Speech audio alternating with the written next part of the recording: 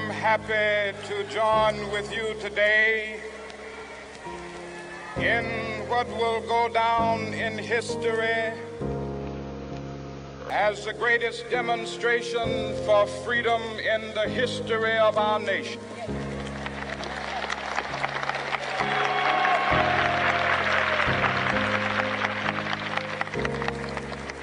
Five score years ago, a great American in whose symbolic shadow we stand today signed the Emancipation Proclamation.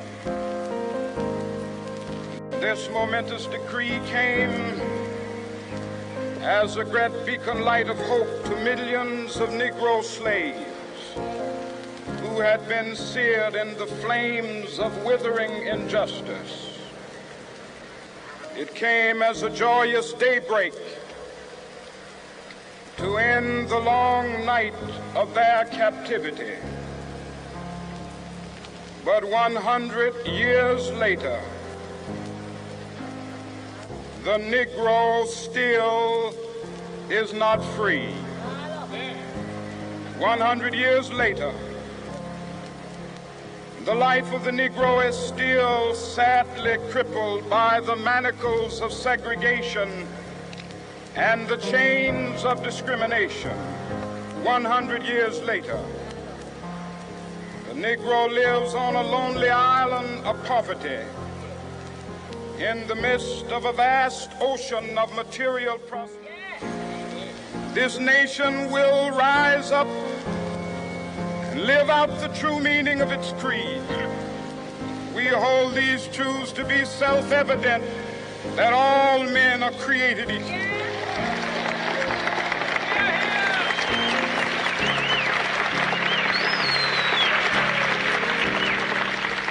I have a dream that one day on the red hills of Georgia, the sons of former slaves and the sons of former slave owners will be able to sit down together at the table of brotherhood. I have a dream that one day, even the state of Mississippi, a state sweltering with the heat of injustice, sweltering with the heat of oppression, will be transformed into an oasis of freedom and justice. I have a dream that my 4 little children will one day live in a nation where they will not be judged by the color of their skin, but by the content of their character. I have a dream today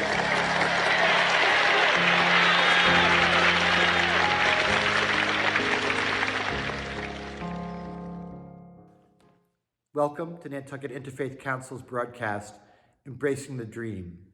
I'm Father Max Wolf at St. Paul's Episcopal Church on Fair Street and current president of Nantucket Interfaith Council. I want to thank you, first of all, for all of your support, for the town support, the Community Foundation for Nantucket support, all of our volunteers and staff at Nantucket Food, Fuel, and Rental Assistance who are working daily to help meet the needs of our island. We have so much strength together across a broad diversity of ethnic cultures, religious cultures on our island. What a gift it is that we can live together in harmony as much as we're able, across barriers of society, and that we have a unity in the midst of our diversity. Hope you enjoy the program tonight. We have historians, faith leaders, musicians to help celebrate justice for all. Hi. This is Elliot Levine, and I'm the cantorial soloist from Congregation Shirat Hayam. I'd like to sing the African American spiritual In This Land from the Fisk Jubilee Singers tradition. They were the first Black group to tour around the world after the Civil War, spreading knowledge of this great American tradition. Lord, help the poor and the needy in this land, in this land. Lord, help the poor and the needy in this land, in this land. In that great and another son. Lord, help the poor and the needy in this land, in this land. Lord, help the widows and the orphans in this land, in this land. Lord, help the widows and the orphans in this land, in this land. In that great curtain of morning, we shall face another sun. Lord, help the widows and the orphans in this land, in this land. Lord, help the hypocrite members in this land, in this land. Lord, help the hypocrite members in this land, in this land. In that great curtain of morning, we shall face another sun. Lord, help the hypocrite members in this land, in this land. My customers had all seen the world, seen things others had no idea of. Oh, we had some wonderful discussions about our different opinions of things that we had all seen, no two sets of eyes having witnessed them alike. And that was why when Nathaniel, this large black man who ended up in Europe and Africa, made a statement, took us all back a little. We began to think that maybe, just maybe, he was a teller of tall tales. But after checking with the local folks and the library, we found that Nathaniel was correct. Now, you might be asking, why did we doubt Nathaniel? Well, listen and I'll tell you how it all came about. Now, it was back in 47 or 48, between gulps of his rum, Nathaniel said, bet most of you never knew there was a black pope. Well, he was correct with that statement. And we were waiting for what we thought was a joke line coming here, but after a few more sips of his rum, he said, yes, sir, his name was Gelasius I. That's Gelasius I. Was pope for 4 years, 8 months, and 18 days. Later, we were thankful that Nathaniel hadn't seen fit to fill us in with the hour and the minutes of Gelasius' papacy. We had no doubt that they were in his possession. But what we did doubt was the authenticity of there ever being a black pope. Now that night there was 12 of us at the Boston, 4 white men, 8 of us blacks, well actually 7 if you don't count Nathaniel, the teller. Well, to cut a story short that went on for the better part of a month to a few minutes, here's how it went. With the help of the local scholar, and the library folks, and a few others whose opinions we respected, we found that Nathaniel was correct. Yes, sir. This Gelasius, that's Gelasius, was quite a man. He wrote so many things about the times he lived in, we figured, you'd have to take a year or 2 off just to read his stuff. He was the most prolific writer of all the pontiffs for the first 5 centuries. And made us blacks all proud of him, even though none of us knew of him a month previous. My white customers were taken aback by Gelasius too. Yes. Well, we had just about I mean, it just about settled back down to normal. That is what we consider normal for the Boston Tavern. See, I don't know if you understand what it is I'm getting at here. You see, white or black didn't matter. See, we were all Nantucketers. You get 10 to 20 Nantucketers together, and they'd all had a taste or two, and I guarantee there would be some lively conversation and a bit of controversy, and that's a fact.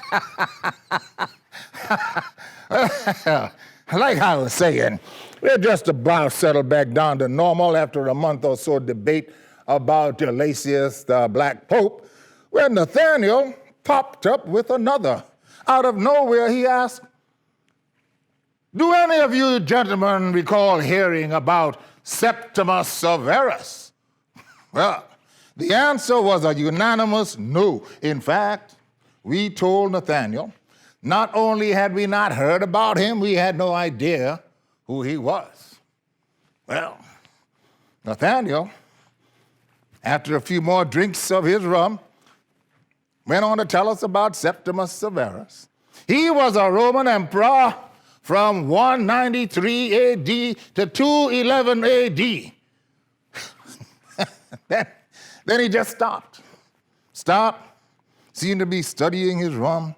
We all just looked at him.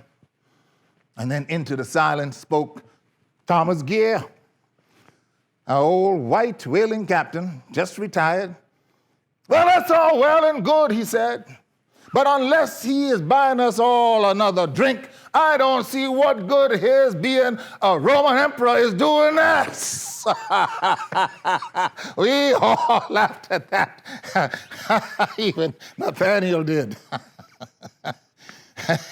Well, after he settled down, Nathaniel continued.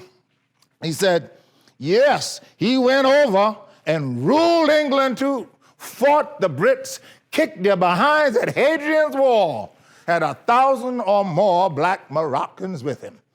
All Romans, of course. And then he stopped for another drink of his rum. Now, we all just looked. And now, I don't want to talk for everybody present that night, but we all felt that old Nathaniel was up to something. And if you were there and you felt that way too, you were right. Well, Nathaniel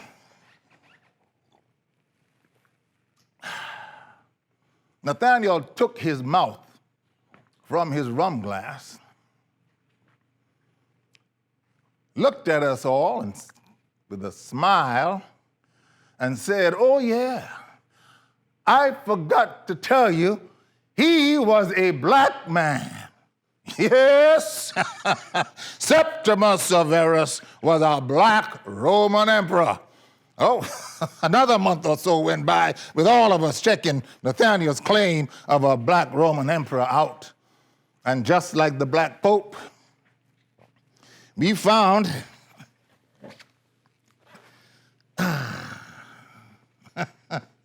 that Nathaniel was correct. And I later apologized to him for doubting his claims of a black pope and Roman emperor. And you know what he said to me? He said, "Just you wait, Absalom. One day, way off in the future, a group will be sitting around having a few drinks, and your name, Absalom Boston, will pop up." Yes, they'll say, "Absalom Boston was a black whaling captain from Nantucket, sailed the ocean with an all-black crew." Yep. You just wait, Absalom. It'll happen. That Nathaniel was right again.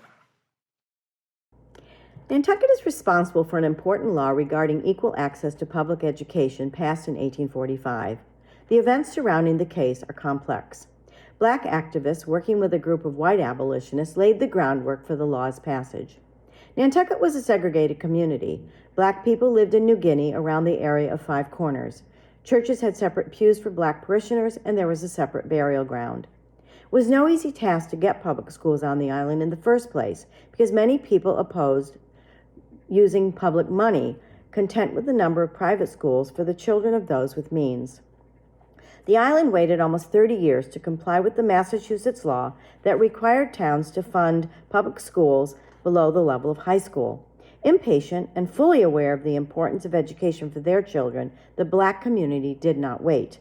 Several years before the town voted to fund public schooling, they successfully sought funds from off-island and opened a school in 1823, probably held at the Second Congregational Church, later the Unitarian Church. However, black people wanted a church and school in their own neighborhood and under their own control. To that end, they built the African Meeting House in 1824 to serve as a church, a meeting hall, and a school. When 2 years later, the town voted to fund schools below the high school level, the African school there was absorbed into the town budget. 35 to 50 black students ages 5 to 16 were taught there every year in the one-room school. In 1836, the town hired the young Anna Gardner as the school's teacher, and it was during her tenure in 1839 that Eunice Ross, age 15, successfully passed the entrance examination for the brand new high school. Eunice Ross was denied admission to the high school by a vote of the 1840 town meeting because of her color. White and black abolitionists mobilized, setting off an intense 6-year battle that polarized the island. Abolitionist conventions were held on the island in the summers, and speakers including William Lloyd Garrison and Frederick Douglass weighed in on the controversy about the school's refusal to admit Eunice Ross to the high school or other black students to the 2 all-white grammar schools. Activists resorted to a variety of now familiar protest strategies, ones that would have been familiar to those of Dr. Martin Luther King Jr., whose legacy we are honoring today. Tactics included rallies, petition drives, letters in the newspapers, and campaigns for candidates for the school committee and for the select board. The trustees of the African Meeting House refused to allow the town to continue to use their building as a segregated school. The town responded by building a one-room schoolhouse further down York Street, exclusively for black children. There was a brief period of hope in 1843 when abolitionists were elected to the school committee. Immediate integration of the schools was ordered, and black students were enrolled in the 2 grammar schools. Hope vanished, however, at the next town meeting when the abolitionists were voted off the school committee. The new school committee lost no time in resegregating the schools and expelled the black children at the grammar schools in front of their classmates. At this point, the black community took their most drastic action, one rarely documented in that time period, a school boycott. This was a difficult decision for families to make, as it involved depriving their children of that all-important education. With COVID, we've had a taste of what homeschooling entails and the burden it puts on families. Black activists, despairing of local solutions, turned to the state. In January 1845, former whaling captain Edward J. Pompey and 104 other black Nantucketers submitted a petition complaining of the, quote, insults and outrages to which they were subjected. They wrote that their children needed protection from, quote, school committees and those who assemble at town meetings. Shortly thereafter, 2 petitions were submitted by white Nantucketers in support of the Pompey petition, asking for a law requiring equal access to public schools for all children. Unsurprisingly, there was opposition to that request. 300 Nantucketers submitted 2 petitions defending segregation, praising the so-called excellent school on York Street, and urged the legislature not to pass any, quote, untoward legislation. The last petition came from Eunice Ross, who poignantly described her experience about being, quote, amply qualified for admission to the high school and being, quote, refused on account of her color. The petitions were effective, and the legislature made a law that made it unlawful to exclude any child from a public school. Depressingly, the law was not enough, because it put the burden on parents to file lawsuits against the towns if they felt their child had been unjustly denied access to a school. Nantucket voted to continue to segregate. Former whaling captain Absalom Boston then sued the town on behalf of his daughter Phoebe Ann, who had been expelled from one of the grammar schools. Lawsuits take time to work their way through the courts, and while the Boston suit was pending, Nantucket schools remained segregated. However, before the case was heard in court, there was another town election. At the town meeting of 1846, the entire school committee was voted out and abolitionists were elected. And unlike the previous time, when they integrated the schools this time, it succeeded. The school on York Street was closed. Eunice Ross, by the way, did not enroll in the high school, probably because she was now 6 years older than the other entering students. So today, as we honor Dr. King, let us take the time to honor our own ancestors, those who have stood up against injustice. There is still much work to be done, and they have given us a roadmap of strategies and tactics which can still be effective in the quest for equality and justice under the law. Shalom. I'm Rabbi Gary Breton Granitor from Nantucket's congregation Shirat Hayam, the Jewish community on Nantucket. I'm honored to be part of this commemoration of the dream articulated by the Reverend Dr. Martin Luther King in 1964 on the steps of the Lincoln Memorial. It animates who we are and what we are as a community. And this day is dedicated to the work that has been done, but more importantly, still needs to be done in advancing civil rights, social justice, and equality, not only in the United States, but most especially on this magical island of Nantucket. The Jewish community has been part of Nantucket since its very beginnings.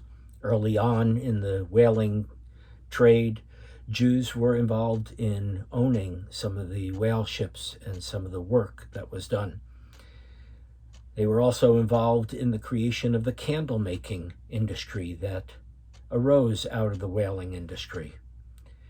Later on, Jews were involved in some of the most important commercial endeavors on the island. In fact, in 1907, a Jewish family opened up a clothing store that was known as the Toggery.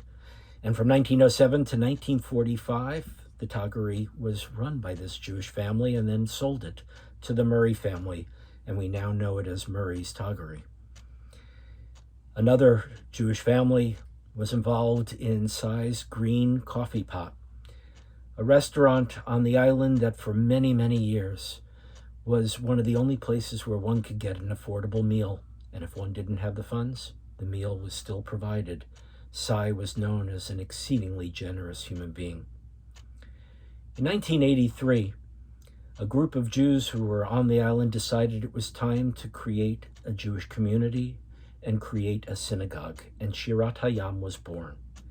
And from its very inception, it was dedicated not only to providing an outlet for Jewish life and activity and study on the island, but also of service to the wider community. In fact, the final words in Shirat Hayam's mission statement was to enhance the quality of life of the greater community. I want to share a personal anecdote, a personal thing that has added to my rabbinate and to who I am as a rabbi today. I had 3 very important teachers in my life. One was Rabbi Eugene Borowitz, who was my philosophy and theology professor when I was in rabbinical school. The other was Rabbi Balfour Brickner, whose pulpit I assumed, and he became the emeritus rabbi of the synagogue that I served for many years, and he helped guide my rabbinate. And a layperson by the name of Al Vorspan, who ran the Commission on Social Action for Reform Judaism, and I was honored to serve as his associate for a number of years. I lift up these 3 people because in 1964, they were among 17 people who were asked and responded positively to a request by Reverend Dr. Martin Luther King to join him in St. Augustine, Florida, as they protested the segregation and the discrimination and the violence against the Black community there. 16 rabbis and 1 layperson responded to that call, were protesting and were arrested. They were thrown into jail in St. Augustine. And over one night, the 17 began to talk about what compelled them to be there. And they decided to write a joint letter from the St. Augustine jail using the nub of a small pencil and the back of a mimeograph sheet of paper. I want to share a bit of what they wrote. We came because we could not stand quietly by our brothers and sisters' blood. We had done that too many times before. We have been vocal in our exhortation of others, but the idleness of our hands too often revealed an inner silence. Silence at a time when silence has become an unpardonable sin of our time. We came in the hope that the God of us all would accept our small involvement as partial atonement for the many things we wish we had done before. We came as Jews who remember the millions of faceless people who stood quietly watching the smoke rise from Hitler's crematoria. We came because we know that, second only to silence, the greatest danger to man and woman is loss of faith in our capacity to act.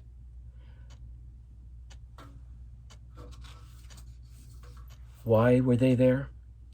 Why does the Jewish community on Nantucket feel an overwhelming desire to get involved in civic and social justice? It comes from the Torah, the first 5 books of the Bible, where 36 times we are reminded that we must remember the experience of being strangers because we were strangers in the land of Egypt. Every year, in the springtime when we celebrate Passover, we recall those very words. Remember the stranger, for you were strangers in the land of Egypt. And that compels our work. It informs our work. And it demands of each and every one of us that we do our part to bring social justice, civil rights, and equality to our country and to our island of Nantucket. We're honored to be part of this, and we are honored to help make real a dream articulated too long ago, and we know we have so much more work to do. We're honored to be part of that work. Shalom. Hello, my name is Joe Hammer, and I'm the Director of Music and Organist here at St. Paul's Church in Nantucket. On this Martin Luther King Day, I thought I'd sing Hear My Prayer by the African-American composer and choral director, Moses Hogan. O Lord, please hear my prayer. In the morning when I rise, it's your servant bound for glory. Oh dear Lord, please hear my prayer. Oh Lord, please hear my prayer. Keep me safe within your arms. It's your servant bound for glory. Oh dear Lord, please hear my prayer. When my work on earth is done, and you come to take me home, just to know I'm bound for glory, and to hear you say, well done, done with sin.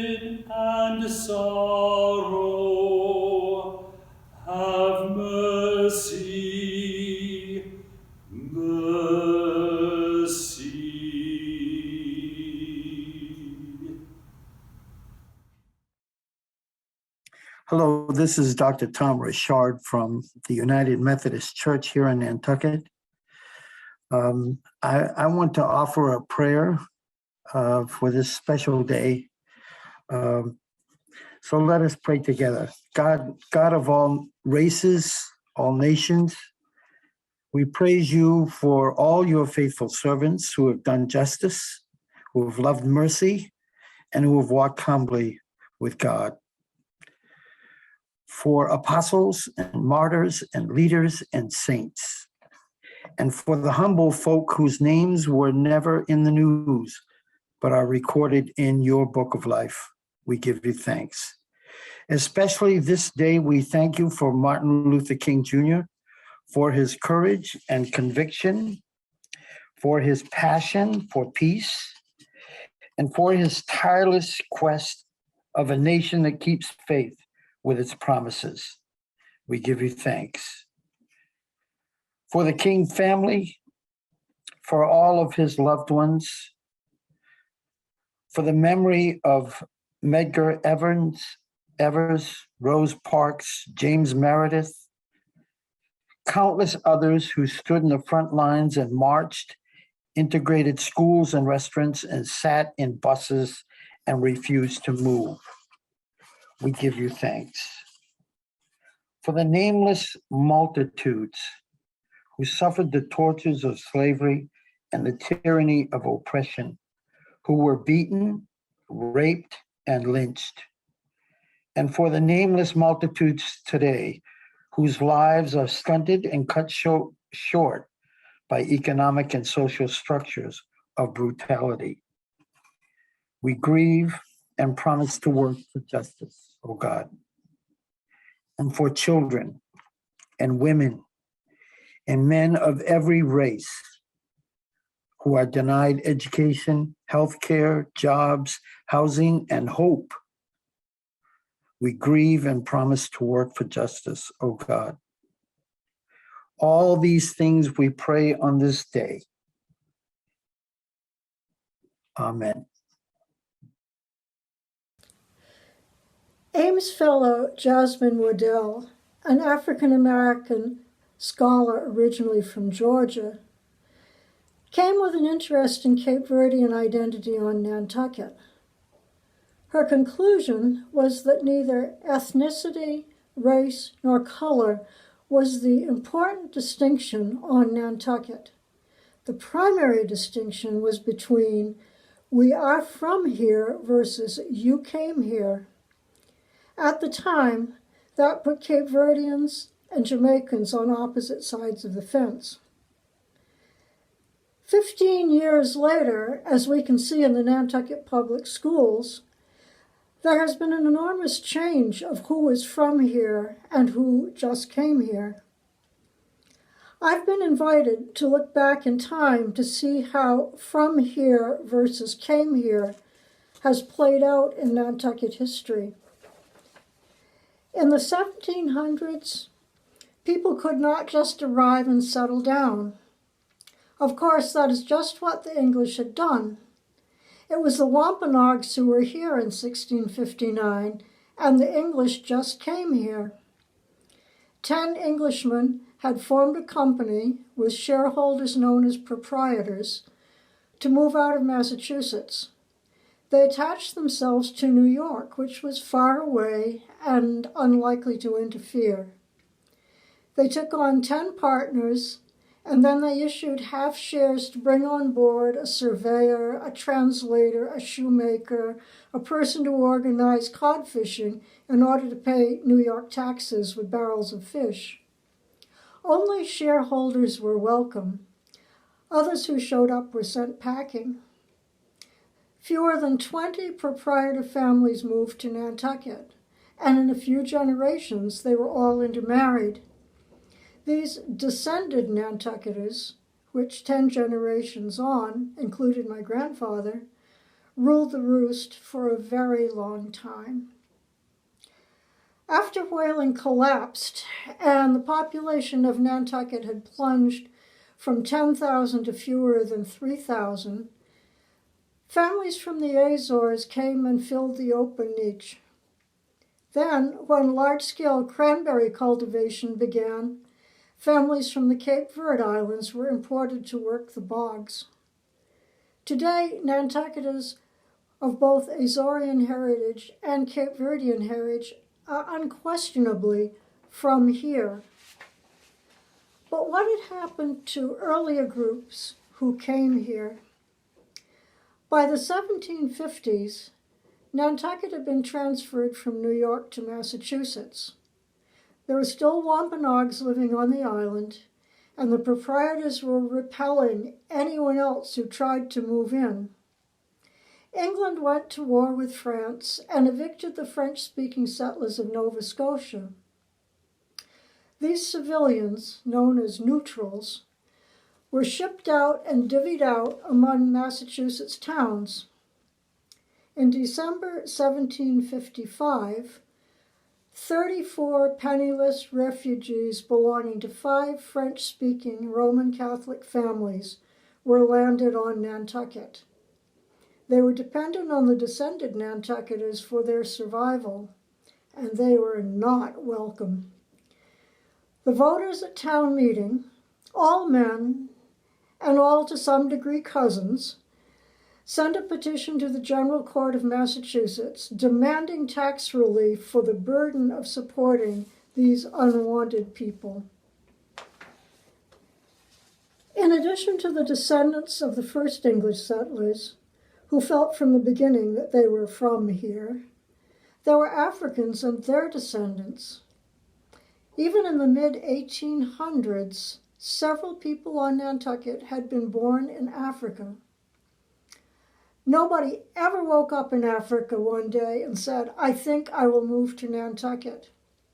They'd been forcibly brought across the Atlantic, and some of them ended up enslaved in English households on Nantucket. The first we learn of them is in the early 1700s.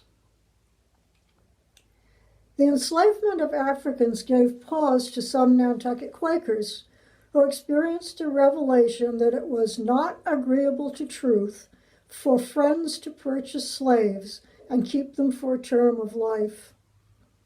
In the 1720s, friend Elihu Coleman wrote an essay against slavery in which he remarked sarcastically, "No one can use the excuse of making Africans slaves because of their being either ignorant or wicked, for if that plea would do, I do believe they need not go so far for slaves as now they do." It took until 1775 for the last people held in slavery on Nantucket to be freed, and the man who had been their master was a Quaker, friend Benjamin Coffin. African Nantucketers worked hard to create and maintain a community with its own social services and economy. Together with Nantucket Quakers, they took in refugees from slavery, protected them, and helped them to purchase their freedom from their masters. But did descended Nantucketers think of African Nantucketers as from here like themselves? Although Nantucket Quakers were abolitionists, on the island, as elsewhere in Massachusetts, people of color were not admitted to membership in Quaker meeting. During the fight to integrate the Nantucket public schools, the newspapers printed letters whose writers clearly did not believe in any commonality with African Nantucketers. In 1845, a petition signed by over 100 African Nantucketers was sent to the Massachusetts legislature, stating that their children had been subjected to insults and outrages upon their rights quite equal to being imprisoned in a South Carolina jail, and for no other reason but color. After the Emancipation Proclamation made it safe for Black people to leave the island without danger of being taken into custody and sold into slavery, they voted with their feet, and they did leave the island, going as far as Hawaii and New Zealand to settle and make new lives in places they had just come to. So yes, Nantucket has a deep history of being unwelcoming to newcomers, refugees, people brought here. We are today a very different community from what we were even 20 years ago. We need to be aware that the distinction between from here and came here continues. We, all of us, still have a lot of listening to do. I do believe that we have been learning. Thank goodness for that. The book that has inspired me on my faith journey was given to me by my brother Matthew years ago. It's Martin Luther King Jr.'s Strength to Love, it's called, Strength to Love. In this book, Dr. King recounts some of the challenges he had throughout his ministry, throughout his witness for justice, threats he had on his own life, on his family's life. But yet, it's a very hopeful book. Dr. King talks about the mistake we make when we judge each other as all completely bad or completely good.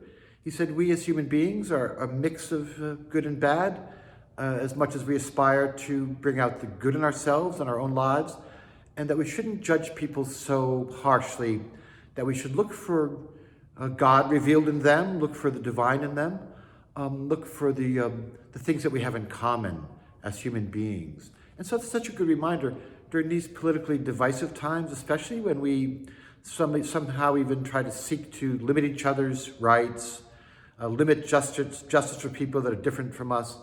Can't we look beyond those barriers and look for some common unity? And so I feel blessed to live on Nantucket, where we can come together across culture and work on the things together for the good of the common good, the good of our whole island. So we have a prayer in our Book of Common Prayer in the Episcopal Church. It's a prayer for social justice, and I love this one. Almighty God, who created each of us in your own image, grant us grace fearlessly to contend against evil, and to make no peace with oppression. And we reverently use our freedom, help us to employ it in the maintenance of justice in our communities and among the nations, to the glory of your holy name. Right, that we make no peace with oppression. And so let's take that stand together. Again, unless all of us enjoy justice and freedom, then none of us do. And so let's stand together in solidarity and to make us the best people that we can be, the best community that we can be. Oh Lord, let it be so. Hello, this is Lama Yeshe Palmo from Palpong Chukorling, Nantucket Center for Tibetan Buddhism, with a Milarepa song about the equality of all sentient beings. Milarepa was the patron saint, or perhaps greatest yogi, of Tibetan Buddhism, who lived in the 9th century. And his 100,000 songs are still sung in Tibetan. In English, the translation means we need to use a different melody. I'm going to sing An Authentic Portrait of the Middle Way, which is put to the melody created by the translators. From the standpoint of the truth that's ultimate, besides no blocks there are not even Buddhas. No meditator and no meditated, no paths and levels traveled and no signs, and no fruition bodies and no wisdoms, and therefore there is no nirvana there. Just designations using names and statements, all animate, inanimate, the 3 realms. comes, unborn and non-existent from the outset, no base to rest on, do not coexist. There is no karmic act, no maturation. So even the name samsara does not exist. That's the way these are in the final picture. But oh, if sentient beings did not exist, what would the Buddhas of all 3 times all come from? Since fruition with no cause impossible. So the standpoint of the truth that's relative is samsara's wheel, nirvana, past all grief. It all exists, that is the sage's teaching. Then what exists appearing to be things? And their non-existence, pure being, emptiness, are essentially inseparable, one taste. And therefore there is neither self-awareness nor awareness of what's other anywhere. All of this a union vast and spacious, and all those skilled in realizing this do not see consciousness, they see the wisdom. Do not see sentient beings, they see Buddhas. Don't see phenomena, they see pure being. And out of this compassion just emerges retention, powers, fearlessness, and all the qualities embodied by a Buddha. Just come as if you had a wishing jewel. This is what I, the yogi, have realized. Hello, my name is Kamal McCarthy, and I'm the Diversity, Equity, and Inclusion Director for the town of Nantucket.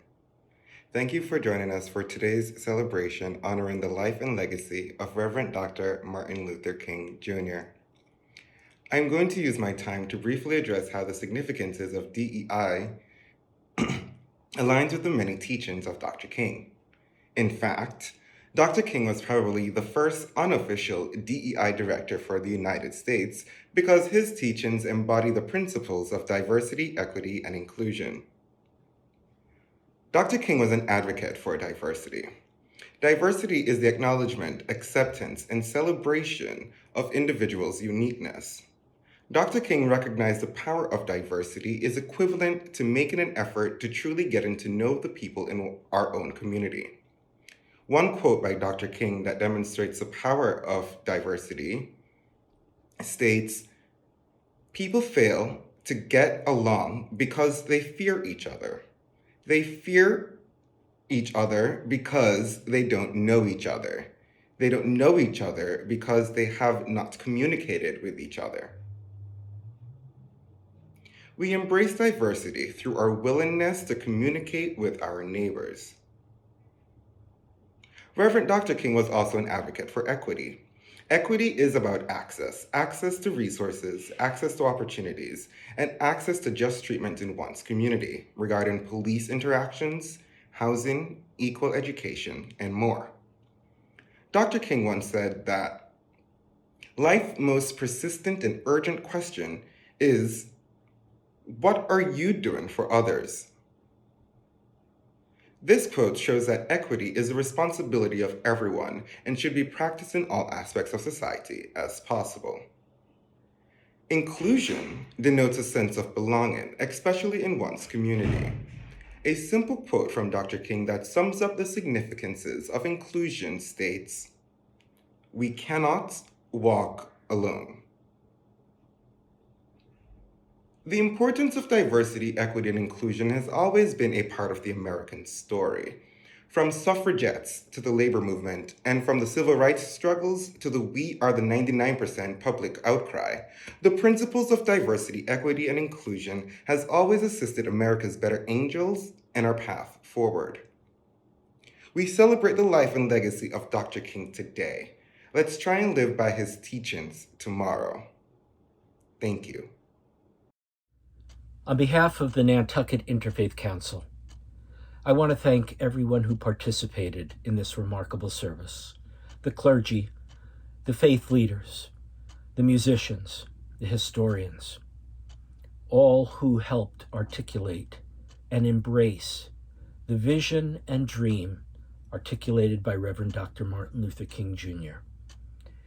in 1964. So much has been accomplished. So much more work needs to be done. It's easier when we do it together. I want to conclude with a poem by Judy Chicago, great artist and feminist thinker, who wrote, "And then all that has divided us will merge, and then compassion will be wedded to power, and then softness will come to a world that is harsh and unkind. And then both men and women will be gentle, and then both women and men will be strong. And then no person will be subject to another's will, and then all will be rich and varied and free. And then greed of some will give way to the needs of many, and then all will share equally in earth's abundance. And then all will care for the sick and the weak and the old. And then all will nourish the young. And then all will cherish life's creatures. And then everywhere will be called Eden once again." Thank you. Let us work together. Let us make this world into the world it could and should be.